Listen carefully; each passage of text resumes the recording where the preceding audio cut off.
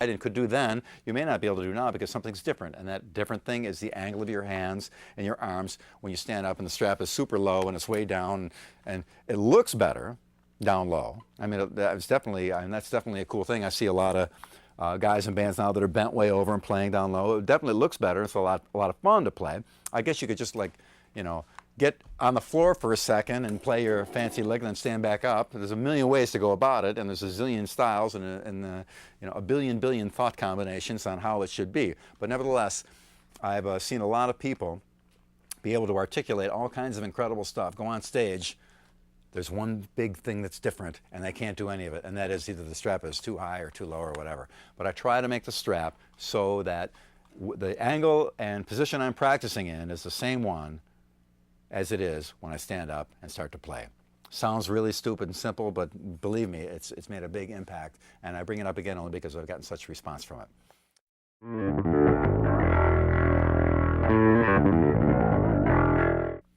Another component part of my bass I want to talk about is the Hipshot D-Tuner, which I use a lot. It's basically a little knob on the back, a little lever rather, on the back that I flip, and it moves the whole tuning peg and enables me to drop that low E note down to a low D. So for a heavier track or whatever, if I need just a lower note.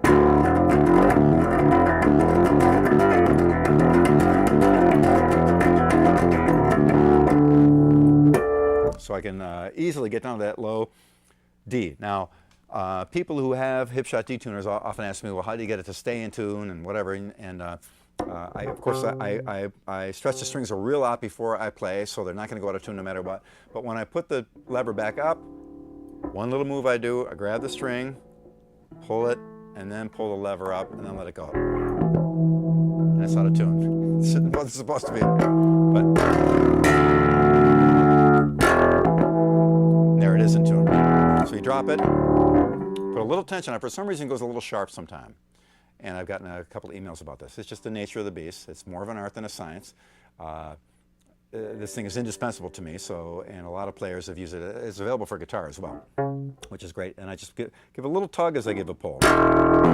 Be analogous to, I guess, not that I want to put myself in his company and dishonor him in that manner, but when Hendrix used to drop the vibrato bar down, before he went to playing, he'd give it a little pull up to make sure everything was snapped in. So it's a similar thing to that. So when I drop it down, when I put it back up again, I just get a little tug on the string to make sure that it's in tune.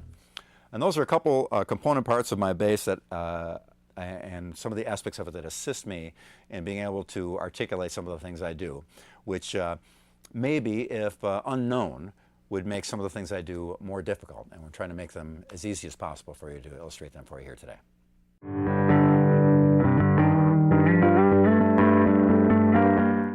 Okay, now I'm going to do a couple of things to show you how all the component parts of some of the things I described about the amp, the strap, the pickup, all those things fit together to do some playing at an accelerated rate. Anyway, here's a very simple, basic riff, lick, scale exercise that you can do. Basically, it's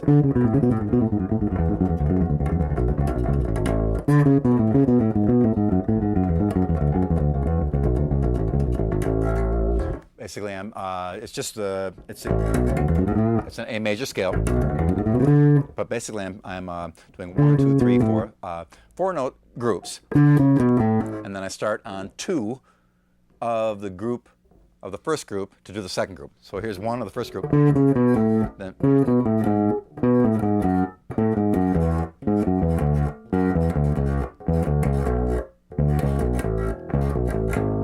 so that's basically the lick. Now, the reason why I use something like that to practice and to work on is because it really works my right hand.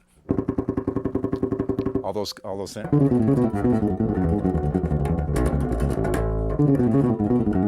Now, sometimes I'll break it apart and do components of it. To any lick or any series of notes or any music, period, can be cut up into its component parts, analyzed bit by bit, and eventually figured out, understood, and played. And I'm confident that almost any player can play anything if you do that enough. If you pull it apart enough, you can do that. So let's just pull apart the first part of it. Basically, that's. I'll just do those two strings. Now to recover, I'm gonna go.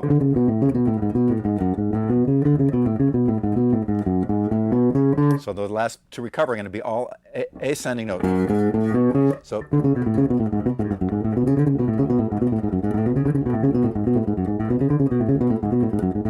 now slow again.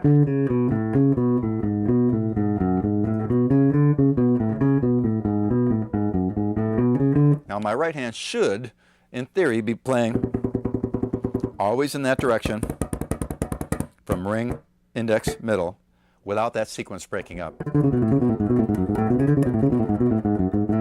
I think it is. I may be wrong. But eventually you can get to a point where we can go pretty blazing fast if you... Now all the component parts are in place. That pickup is underneath there. I'm playing on it. My action set up good.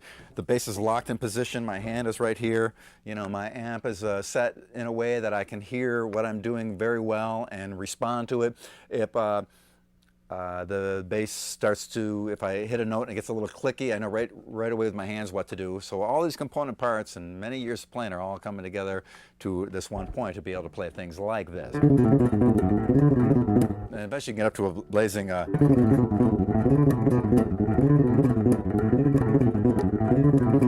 Now you don't almost never need to play that fast.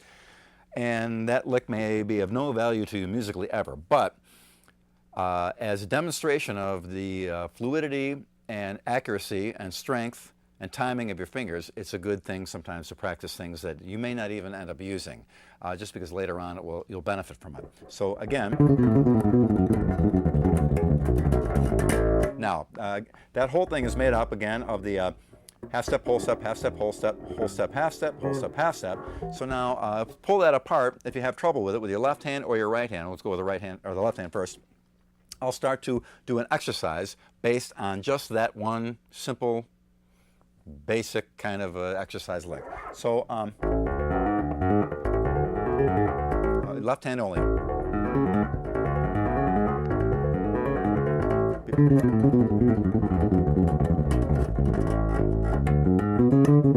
Those are the notes that those fingers play. Those two, those two, those two, and those two. So let's just isolate them.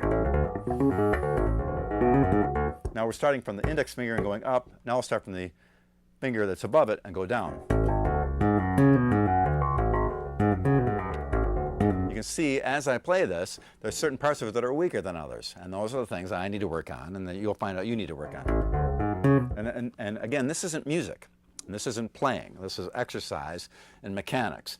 Later on it will lead to music and playing or enhance your music and playing, but don't make the mistake that this is music or that it's playing. A lot of times I'll mute down here and just be able to hear what my fingers are doing up here so I can tell which one is lagging. Many times my right hand will make up for a mistake that the left hand makes and I won't even notice it. So I'll isolate them one hand at a time sometimes to see if that's the case. And the rest of the moves my fingers do in this.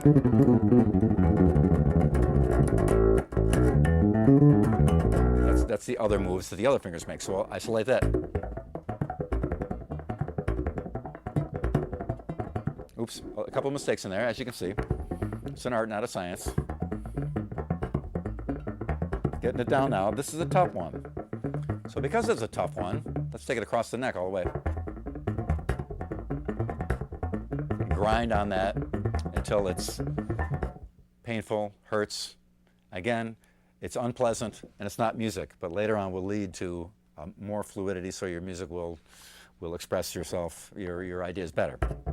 Now again, I'm going from low to high, lower note to the higher one, and reverse it.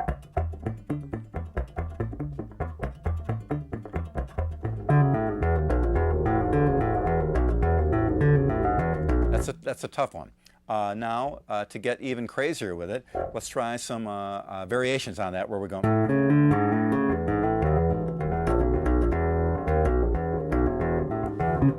So we're going. Sorry, it's difficult.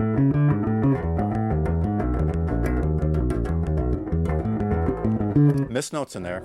I notice it when I go like that and try to pull in there and get that note, pull this finger off and get in there, it's weak. So I know that's what I need to work on. Now I'm troubleshooting.